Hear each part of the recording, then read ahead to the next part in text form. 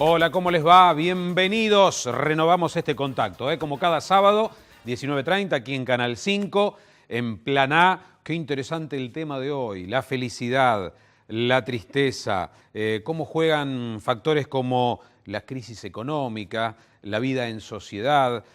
Hay trampas, ¿no? Mucha gente cree que a través del consumo de tener tal o cual producto accedemos a una felicidad. ¿Es duradera? ¿Es pasajera? Otros caen en la tentación de un medicamento que nos alejen de los malos momentos. Todo esto vamos a hablar, ¿eh? La felicidad, su contraparte, tristeza, cuando se cae en depresión. Bueno, invitados de lujo para debatir este programa. Así que síganos atentamente y cerraremos Plan A, como es sábado, con artistas de la ciudad con mucho humor, para darle una buena señal de qué hacer un sábado a la noche, por ejemplo. Primero, ver Plan A y seguirnos atentamente porque tenemos este informe, Los caminos hacia la felicidad, y los invitados que ya están a punto para charlar con nosotros. Vamos. La felicidad es una emoción que se produce al haber alcanzado una meta deseada. Es satisfacción, alegría, bienestar que influye en nuestras actitudes, en la relación con los demás y en nuestra salud. Para ser feliz, hay muchas recetas. Hay que crear relaciones positivas con la familia y la sociedad, cuidar la salud emocional y psicológica, combatir las distintas formas de ansiedad y fomentar el servicio hacia los demás, ayudando a mejorar la sociedad. Cuando no hay felicidad, avanza otro sentimiento, la depresión. 1 de cada 20 argentinos la sufre. Son 2 millones de argentinos, de los cuales el 80% desconoce o no recibe el tratamiento adecuado. La depresión y otros trastornos mentales lideran el ranking de enfermedades. Tiene un 25% de la población en el mundo. ¿Por qué la infelicidad es el mal de este tiempo? ¿El dinero hace la felicidad? ¿Cómo contribuyen los hijos, el matrimonio y los amigos a este sentimiento? ¿Cómo diferenciar la tristeza de la depresión? ¿Cuánto influye la actividad física en la felicidad? ¿Puede la meditación vencer el bajón anímico? Ahora, en Plan A, el camino de la felicidad. ¿Cómo vencer los sentimientos negativos? Todos estamos incluidos, a todos nos roza el tema, ¿no? Gisela, ¿cómo estás? Bien, bien, buenas noches. ¿Qué te sugiere el programa de hoy? A ver, para mí hablar de felicidad yo al menos lo veo como algo tan abstracto, tan a veces inalcanzable. Por ahí uno, no sé si uno pretende siempre estar feliz, al menos estar bien, ¿no? Poder estudiar o hablar o sentirse en una situación de bienestar. La mayoría en algún momento de la vida, por la circunstancia que sea, nos sentimos tristes, nos sentimos solos, nos bajoneamos. Creo que es común, sin caer en que eso se transforme en algo drástico, diario o de rutina en la vida de uno. Introducción perfecta, para que Ernesto Radke, por ejemplo, médico psiquiatra, nos cuente, ¿no? ¿Qué tema, Ernesto? Un tema muy interesante. ¿Cómo lo ves? Un gusto estar aquí. Gracias. Bueno, hay un filósofo que vivió hace más de 2000 y pico de años, se llamaba Epicuro, el filósofo del jardín, porque vivía en una comunidad con sus discípulos, que curiosamente fue uno de los primeros feministas, porque había mujeres que estudiaban. En esa época las mujeres no podían estudiar en Grecia, y también había esclavos que estudiaban con él. Y Epicuro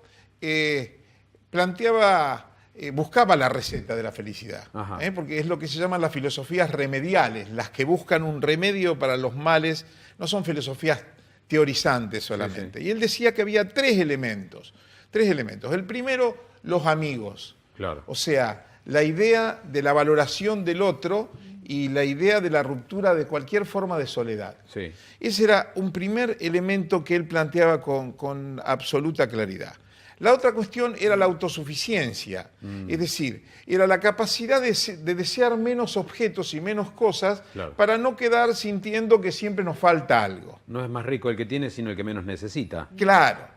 Entonces él justamente se ha tergiversado lo epicurio porque lo plantea siempre como lo voluptuoso, como la búsqueda del placer por el placer mismo, como la comida, como el sexo excesivo, todo ese tipo de cuestiones. No, el tipo vivía de un modo muy frugal, muy sencillo. Claro. Y el tercer elemento que él planteaba era la reflexión. O sea, la capacidad de poder pensarse a uno mismo y de poder entender qué le ocurre a uno. Esos son tres pilares. Son tres pilares fundamentales. Los otros la posibilidad de ponerse un límite al deseo de posesión y la capacidad reflexiva. Difíciles de alcanzar para mucha gente. Por supuesto, porque la felicidad no es un hecho sencillo, no viene como un tema genético, tiene que ver con una laboriosidad y con la construcción de esto cotidianamente. Y una sola cosa más, para terminar este primer enfoque. Hay un cuarto agregado, que no viene de él, hoy estoy con los filósofos, más bien viene de los estoicos. ¿No? El estoicismo tiene que ver con aprender a aguantársela. Claro. Y con aprender a distinguir las cosas que podemos modificar, y ahí sí uno tiene que incidir, de las cosas que no podemos modificar y que son inevitables en la vida, y que no queda más remedio que aguantarlas, y que soportarlas y que enfrentarlas. Entonces es el otro elemento que aparece en esta especie de cuádruple fármaco que empiezo proponiendo. O las patas de una mesa, ¿no? O las patas de una mesa. Héctor Albornoz, como psicólogo legista, ¿qué pensás? Sí, mira, ¿Y cómo ves estos tiempos, ¿no? Donde parece abundar la angustia, la soledad, por contrapartida de lo que decía Ernesto. ¿Cómo ves vos este tema y esta búsqueda de la felicidad? La búsqueda de la felicidad yo en este caso la asociaría un poco a lo que tiene que ver con las gratificaciones. Sí. Es fundamental porque hoy por hoy se transforman en nuestro combustible. Las gratificaciones hoy algo... Pero eso me da la idea de pasajero, de momentos. Pero es que la felicidad son momentos, no es un estado. Claro. La felicidad son momentos. Yo hago algo que me gratifica y realmente me pone feliz. Sí. Lo asocio automáticamente con otra gratificación y me pone feliz. Me lleva eso al terreno del consumo. Gratificación pasa inevitablemente por tener algo, disfrutar. No necesariamente, no necesariamente. ¿No? Yo, por ejemplo, abrazo a mis hijos y es plenamente gratificante. Abrazo a alguien que amo y es netamente gratificante. Sin embargo, Héctor, mucha gente lo concibe como el tener una gratificación.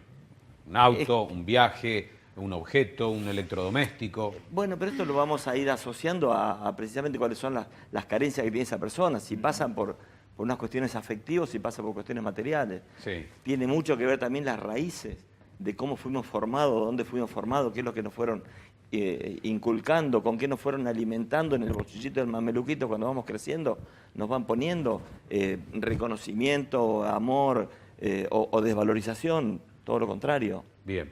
En base a esas carencias es donde nosotros nos vamos a sentir gratificados, o desde lo material o desde lo afectivo. ¿Cómo ves el tema? Federico Maurantonio Salinas, antropólogo. ¿Qué tal? Gusto, buen sábado.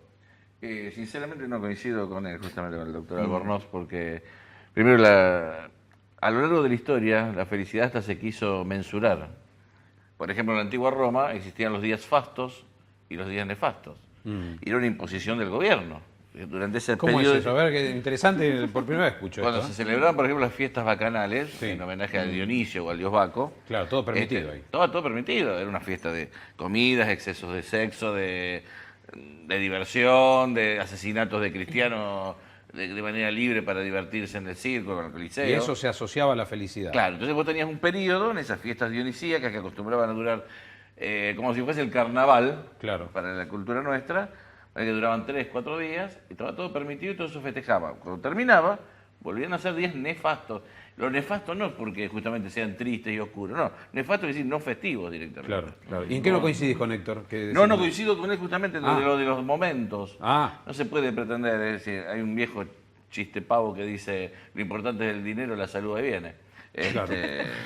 En este caso no, digo, yo siempre Que digo, se asocia al tener, al comprar. Claro, lo que Y si decías no vos tengo dinero, justamente. soy un infeliz. Pero habla de las limitaciones afectivas por sobre todas las cosas y de las carencias que han tenido el ser humano o el sujeto o el actor social desde pequeño. Entonces ha aprendido a valorizar lo material por sobre, como él decía, un abrazo, una caricia de una madre, el abrazo de un hijo, Claro. el tomarte un mate con tu viejo. Eve Cortapelo, psicóloga, especialista en mindfulness. ¿Cómo lo ves el tema? ¿Cómo ves la sociedad de hoy día, hombres y mujeres, Eve? Parece paradójico porque la visión que yo tengo es que la gente desesperadamente busca la felicidad. Desesperadamente, no es buena consejera entonces.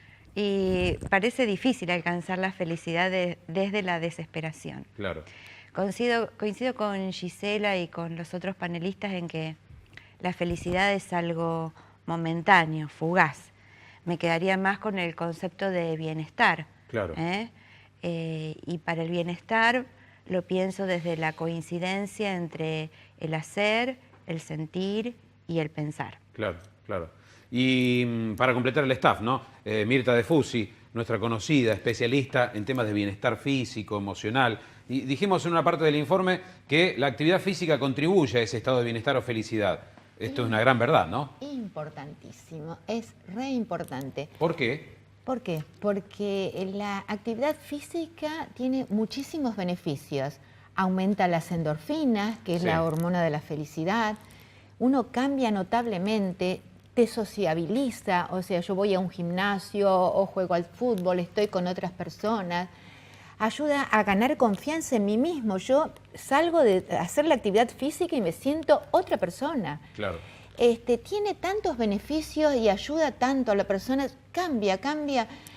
Lo único importante es hacer regularmente la actividad física, Claro. no hacer un tiempo Pero y ¿sabes qué después pasa, Mirta? abandonar. Mucha gente parece que hay que imponérselo, o se autoimpone. Tengo que hacer actividad física, tengo que ir al gimnasio, porque... Que no sea un deber. Y lo hace a pesar suyo o con No.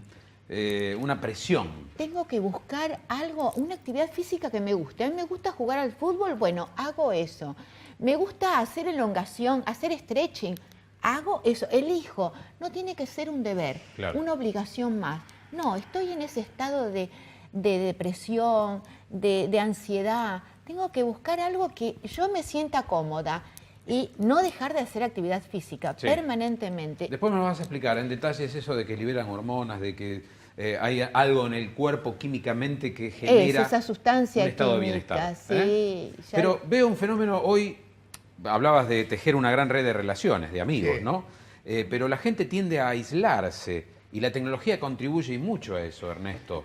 Bueno, a ver... Y te brinda una supuesta felicidad, entre comillas, ¿no? Sí, bueno, uno de los elementos negativos de la cultura de estos tiempos tiene que ver con el hiperindividualismo, o sea, con la tendencia a colocar, en la medida en que se hace énfasis en la libertad y por lo tanto en el deseo del individuo como tal, aislado del resto, cuando la libertad es un hecho fundamental, pero termina cuando empieza la del prójimo. Entonces el individuo se centra en sí mismo y desde ahí construye una vida que está cada vez más alejada, porque se necesitan los otros. Mira, el otro día leía un artículo muy interesante sobre un famoso multimillonario y multimediático que se llama Elon Musk, que es el dueño de la compañía Tesla. Bueno, Elon Musk es un señor que trabaja, él lo dice, 120 horas por semana, hace desde el año 2001 que no se toma vacaciones, fue a la fiesta de casamiento del hermano en un avión privado, llegó sobre la hora y se fue inmediatamente. Vive para trabajar, qué triste. Elon. Y además necesita somníferos para dormir. Lo interesante es que está pensado como un modelo de éxito, Claro. porque lo plantean como un modelo exitoso. Y el periodista, es fascinante leer la nota, porque termina diciendo que los inversionistas están muy preocupados porque Musk contó que le pasaba todo esto. Los inversionistas, todos deberíamos estar preocupados porque un modelo así aparece como modelo de éxito en la cultura. Ahora, Ernesto, y al resto, ¿no? También leí un estudio que dice que los que trabajan más y se esfuerzan más, y tomo este ejemplo que vos citabas, son los que tienen mejor salud. No, bueno, pero hay un límite que tiene que... Porque, ¿para qué? Porque en la medida en que la posesión, que eso tiene que ver con lo otro que vos planteabas, en la medida que poseer, que tener, que el hiperconsumo, que es el otro elemento, se hipertrofia, se agranda, también aparece ahí un error. Y vos fíjate que las publicidades, y con perdón porque estamos en la televisión, las publicidades relacionan, por ejemplo, un auto bello con la felicidad de estar en familia. Por supuesto. O sea, utilizan lo que Eve decía, la búsqueda desesperada de la felicidad para vender más. Claro. Y se me ocurre una idea, la propongo, no creo que me lleven el apunte. ¿Vieron que en los cigarrillos aparece una leyenda de advertencia de lo mal que hacen? Esas publicidades deberían decir felicidad no incluida. Claro. ¿Coinciden? Porque, a ver, Héctor. Sí, totalmente. Inclusive utilicé la palabra. La publicidad a la que refiere Ernesto también muchas veces menciona como exclusivo. Claro. Como que excluye Claro. a quien no lo posee. Y yo voy a pretender ser de ese círculo exclusivo. Exacto. Es que Exacto. todos queremos pertenecer. Claro. O sea, principalmente una de las gratificaciones es el reconocimiento. Claro. Uno busca el reconocimiento del otro. Permanentemente estamos en esto de la seducción, en esto de ser aceptado, en esto de ser, De ser. Queridos. De pertenecer. ser queridos también, sí, pero una manera de ser reconocido. Bueno, muchos dicen que la felicidad es el amor, como planteabas. Sí, De- yo- Este deseo de ser querido. Vos lo mencionaste, Sí. Eve. De acuerdo a la clínica y a lo que hemos estudiado y a lo que dicen los estudios, el tema, por ejemplo, de los abandonos tempranos influye mucho en predisponernos para la depresión, por ejemplo. Claro. En la niñez, el abandono. En la niñez, sí. El abandono en la niñez predispone a eso. Ahora, que a eso después se sumen otros factores, como por ejemplo situaciones difíciles o humillantes, Sí. pueden desembocar en un cuadro clínico como la depresión. Por supuesto. Gisela, ¿qué vas a decir? No, sí, lo que pienso algunas cuestiones que tienen que ver con, por un lado, si realmente esta sociedad de consumo o estas personalidades del saciar constantemente con lo económico, si realmente está ligado a la felicidad plena o no. Yo tengo mi teoría que me parece que el ser humano sufre más por los vínculos humanos, los vacíos y por las relaciones humanas que por lo material. Y por otro lado, preguntarles a ustedes, los especialistas, ¿qué relación hay realmente en esto de mente, alma y cuerpo? Si realmente desde la mente se puede curar el cuerpo, curar el alma, o se pueden condicionar acciones. La frase en latín te la responden. Mens sana in corpore sano. Es que desde el psiquismo podemos enfermar un órgano Claro. y llevarlo a quirófano. Así, literal. Podemos enfermar un órgano y llevarlo a quirófano. De igual manera también podemos llegar a procurarnos salud. Nosotros Federico. estamos pensando algo negativo y estamos generando vacuolas de químicas negativas. Sí, sí. Esta vacuola después en un microscopio se capta dopamina, serotonina, la podemos captar, estamos generando materia nosotros solo con el pensamiento. No, yo creo que, a ver, uno de los órganos principales que está enfermo, y hablo por la experiencia, ¿no?, que nos toca vivir a nosotros, es la sociedad.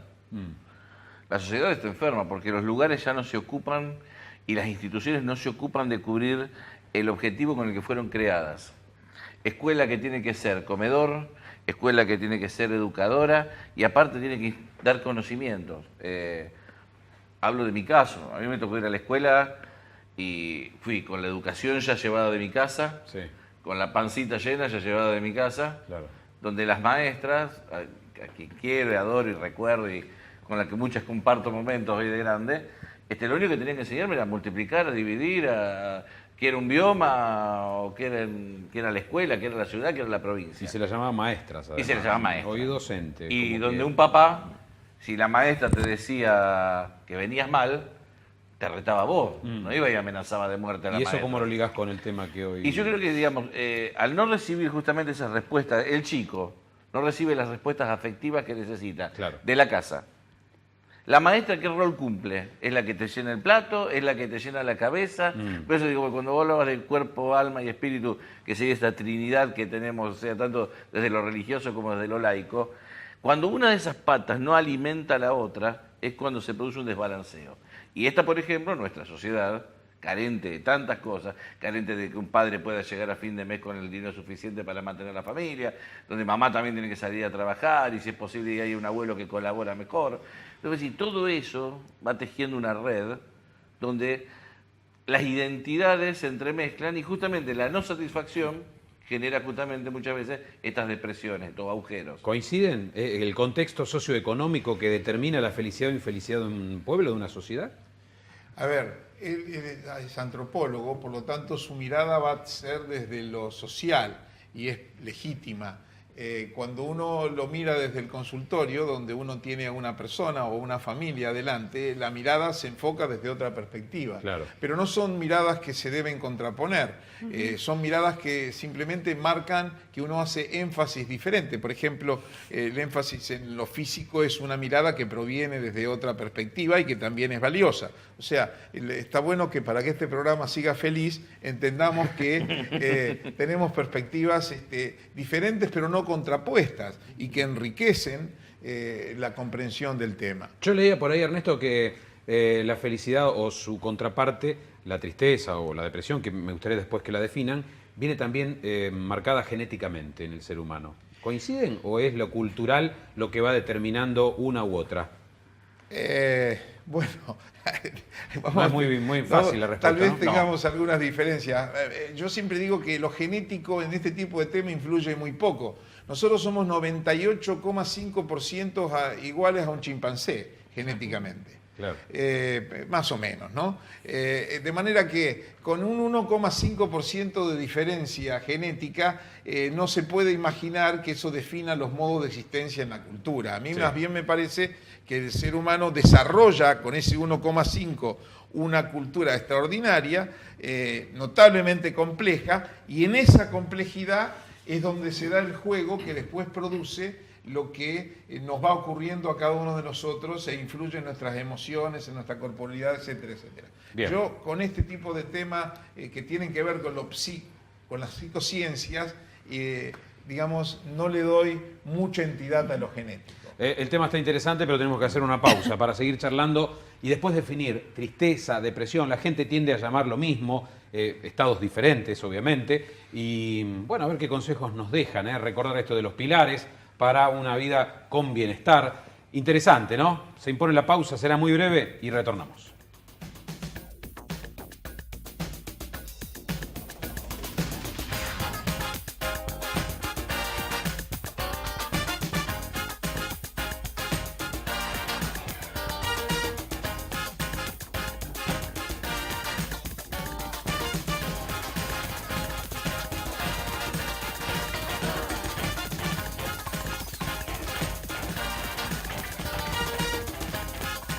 Bueno, retornamos y esperamos estimular en casa, viendo el programa, hacer una mirada introspectiva también, ¿no? Sobre lo que pensamos que es la felicidad, a qué le damos importancia, qué es lo que nos genera abatimiento. Realmente muy interesante el programa de hoy. Un paréntesis antes de continuar con los profesionales, porque queremos hablarte de tu futuro y hablar de una casa de altos estudios que tiene más de 40 carreras de grado, que es reconocida por su trayectoria y, por supuesto, los mejores profesores en cualquier carrera que elijas. Estamos hablando de la UAI. Escucha.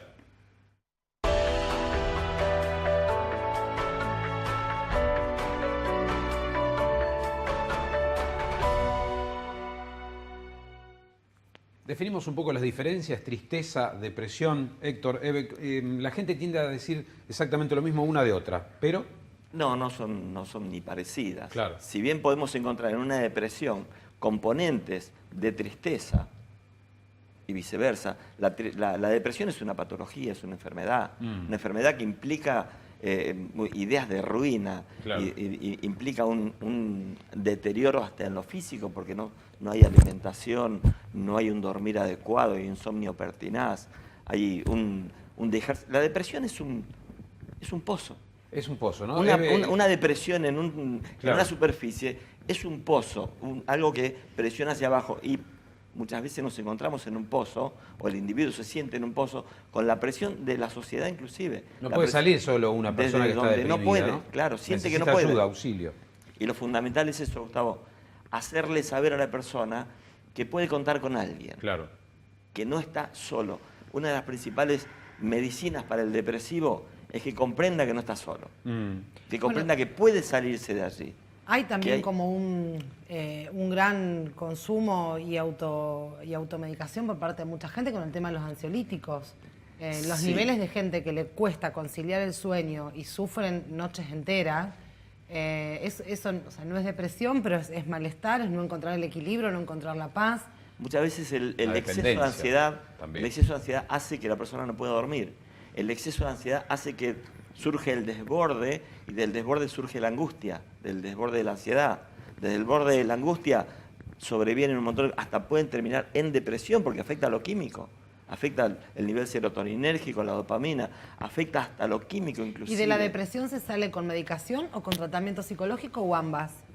Yo diría que ambas. Es un escritorio que tiene dos patas, la pata psicoterapéutica y la farmacológica muchas veces. ¿Y qué se le dice al familiar de una persona depresiva o que está en este pozo, como relataba Héctor? Porque el familiar tiende a decir, pero si no tenés nada, levántate, hacé cosas, y pasa a otro plano, ¿no, Eve?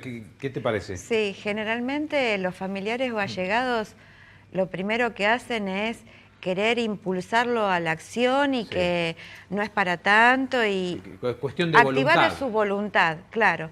Y si hay algo que tiene afectado a un depresivo es la voluntad. Claro. Nadie se siente mal porque quiere. Claro. Es porque realmente no puede. Hay que diferenciarlo bien. Claro. Depresión Tiene- de tristeza. La Hay tristeza es una- una emoción básica Sí. que tiene su principio y su fin. Claro. En cambio, en la depresión estamos hablando que hay toda una serie de síntomas, también emocionales, físicos, cognitivos, que se mantienen en el tiempo. La tristeza es un estado, un sentir. Sí, La depresión es un estado. claro. Y inverso le pregunto, Ernesto, ¿existe la píldora de la felicidad como muchos creen y en esto basan su felicidad? Bueno, vos sabés que hace varios años en Estados Unidos una de las revistas más conocidas sacó la foto de un producto medicinal, un antidepresivo, y le puso la píldora de la felicidad. Ajá. Y vendieron muchísimo. Encima Woody Allen en una de sus películas dijo, no hay nada que no se pueda resolver hasta ahora sin, y nombró al producto, ¿no? Tenía que ver con un negocio de las grandes, de los grandes laboratorios que se le terminaba una patente y entonces salieron a vender la idea que el fármaco era un elemento casi mágico. Claro. ¿No? Como decía recién, siempre este tipo de enfoque exige la reflexión, ¿Y cuál que es la la verdad, que proviene Ernesto? de la psicoterapia. No puede hacerse ningún proceso terapéutico si no está el proceso reflexivo incluido. Y después está el agregado de los fármacos que sí muchas veces ayudan, pero el primer paso es el primer elemento desde mi punto de vista clave es el proceso reflexivo. Claro. Bueno, las temáticas, muestro eso ahora porque tengo Hay dos imágenes que trajo dos Ernesto, imágenes muy breves que ya tienen ponemos que en ver con pantalla la esto, ¿no? primera. ¿Puede ser, director? La primera imagen que ven es un grabado de Durero, un pintor alemán del siglo XVI, y se llama Melancolía. Se ve. Se ve, es un ángel que está ensimismado, totalmente metido en sí mismo. Al costado abajo hay un perro famélico que no come, atrás hay un angelito que está triste también y que nadie le lleva el apunte, todas las herramientas están tiradas, el ángel tiene un compás que no usa y un libro cerrado. Sí. Hay otros símbolos, pero tenía que ver supuestamente con la tristeza del hombre del Renacimiento de no haber podido reemplazar a Dios, no importa mucho eso. Claro. Yo le pedí a una dibujante, y vamos a la Siguiente imagen imagen. 2, a la siguiente imagen, que me ayude a cambiar ayudarlo a cambiar al ángel. Y entonces cambiamos algunos elementos de la imagen. Ahí el perro está comiendo, el angelito está jugando, el ángel se puso a trabajar, abrió el libro, las herramientas están ubicadas de manera tal de que se puedan tomar, o sea, se pasó de una actitud de ensimismamiento pasiva a una actitud de una acción diferente. En ese cuadro yo veo acción. Hay el perro acción. moviendo la cola porque está comiendo, el angelito jugando con un balón y Porque si el cambia mayor... la acción, cambia la emoción. Exacto. A veces eso no se puede hacer solo, se necesita ayuda, pero es en la pequeña cosa cotidiana donde se va construyendo el proceso de felicidad. Por eso uno podría decir, ¿en qué consiste la felicidad? En darle de comer bien al perro Sí. y que el angelito juegue. Conclusión. ¿No? Mientras otros dicen, no, la verdadera felicidad, el dinero hace la felicidad. Bueno, está muy equivocado, porque vos está bueno tener dinero y está bueno tener un lindo auto, pero llega un momento en que eso ya no te sirve. O claro. sea, necesitas los tres factores, amigos, autosuficiencia en el sentido de no desear demasiado y capacidad reflexiva, ¿no? Sí, Esos sí. son los elementos. Y además, y para terminar, hay alternativas al psicofármaco que son mucho más interesantes porque además la gente aprende. Eve sabe de eso, ¿no? Porque, por ejemplo, la idea del mindfulness tiene que ver con esa cuestión, con la posibilidad de enseñarle a la gente a bajar la ansiedad de otra manera. Después hay eso es eslogan. interesantísimo. Eslogans Y también. el yoga, por supuesto. Claro. Son dos elementos. La actividad que física. Yo prefiero, sí, pero digamos, la actividad física, pero sobre todo la actividad física que te ayude a bajar la ansiedad. Porque a veces en algunas interacciones deportivas terminan dándose unas patadas que no tienen nada que ver con Sí, sí. una vida mejor, ¿no? Claro, Porque claro. la competencia aparece por todos lados. Pero nosotros La meditación hace a la felicidad, nosotros lo planteamos en el informe, ¿no? El yoga, como planteaba Ernesto. ¿Qué piensan, Eve y Mirta? Hay distintos enfoques acerca de la meditación, hay distintos tipos de meditación. Yo puedo contarles desde la meditación que se trabaja en mindfulness, Claro. que es pensar lo que pienso. O sea, meditar no se trata en pensar, Ajá. sino darme cuenta de lo que pienso, darme cuenta de lo que siento. ¿Qué se necesita que para remite ello, Eve? al autoconocimiento de que hablaba Ernesto. Y se necesita encerrarse en un lugar, en silencio, dedicarle mucho tiempo. Mucha gente cree que es difícil con la velocidad del ritmo, el vértigo que tengo. Meditar, plantean. Sí, siempre que trabajo en los talleres yo siempre digo que se queden tranquilos, que nadie se tiene que rasurar la cabeza ni vestirse de ninguna manera en particular. Claro. Claro.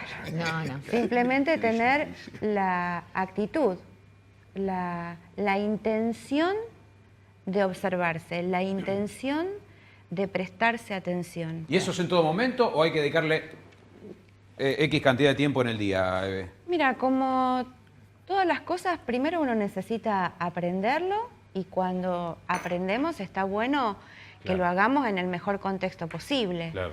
Pero una vez que vos tenés la gimnasia, podés hacerlo en cualquier momento y en cualquier ¿Y qué lugar. proporciona? ¿Qué efectos visibles en la mente, el cuerpo genera dedicarle un tiempo a la meditación y haber aprendido, como vos decís? Y primero, al darme cuenta de lo que me pasa, poder gestionar lo que me pasa. Claro. Poder decidir lo que me pasa. Sí. ¿No? El tomar una decisión consciente, Sí, no sí. ser reactivo. Y esto obviamente impacta directamente en los estados anímicos Sí. y en los estados atencionales. Sin duda. Mirta, recomendale a la gente, a ver, que se Bueno, queda quieta en su casa, un que hace poco para- sedentarismo, pone frente a la tele, el zapping y cree que esto es la única felicidad. Seguir un Y se da poquito cuenta que no lo es. La línea de Eve es la conciencia corporal. O sea, estar consciente de lo que estoy haciendo. Si estoy haciendo un estiramiento o yoga, como acá dice el doctor, ¿qué estoy trabajando? ¿Qué estoy estimulando? ¿Qué órganos estoy? O sea, mi conciencia está puesta en lo que estoy haciendo. No estoy pensando ni en lo que hice ni en lo que voy a hacer, sino en mí misma. Eso es lo lindo, Bien. llevar a la gente a ese estado de paz. La gente viene y dice, pero qué bien me siento, qué bien que me hace esto. Claro que sí, porque estás trabajando y estás pensando en lo que estás haciendo. Claro, Eso hacerlo es de lo forma importante. consciente. ¿eh? Eso, Si incluso... vamos a caminar, a hacer algún eso, deporte, el caminar. disfrutarlo. Yo ¿eh? camino y tomo conciencia de mi respiración. Totalmente. Del aire que entra, del aire que sale. Bien. Tomo conciencia de mi postura, de mi alineación. Estamos Tiene realmente que ya ver- dando consejos, ¿eh? No, digo, tiene que ver con el encontrar el eje o el sentirse en equilibrio, ¿no? Que cada uno también tendrá su ruta y su camino, pero yo creo que tiene que ver con esto, con, no sé si la felicidad, pero el equilibrio como una herramienta fundamental. Falencias tenemos todos, problemas familiares también, en más de algunos casos, vacíos también, tristezas alguna que otra vez también. Entonces digo, qué importante aplicar un poco de todo esto y al menos encontrar un equilibrio que nos lleve a transitar más por el camino del bienestar que por el de la tristeza. Por supuesto. Y a modo de reflexión final, Federico, por ejemplo, ¿qué te deja esto? ¿Qué le dejas a la gente que Mira, siguió este debate? Justo el doctor trajo una pintura de Durero. Durero fue uno de los más destacados artistas, pero también uno de los más destacados masones que existió a lo largo de la historia. Y la masonería antigua, a diferencia de la que hoy se practica, era la acción. Era primero hacer un grupo de pares, unirse y accionar. Claro. Creo que lo que está faltando a nuestra cultura, a nuestra sociedad, es eso. Sí. Unirse y accionar, Bien. generar.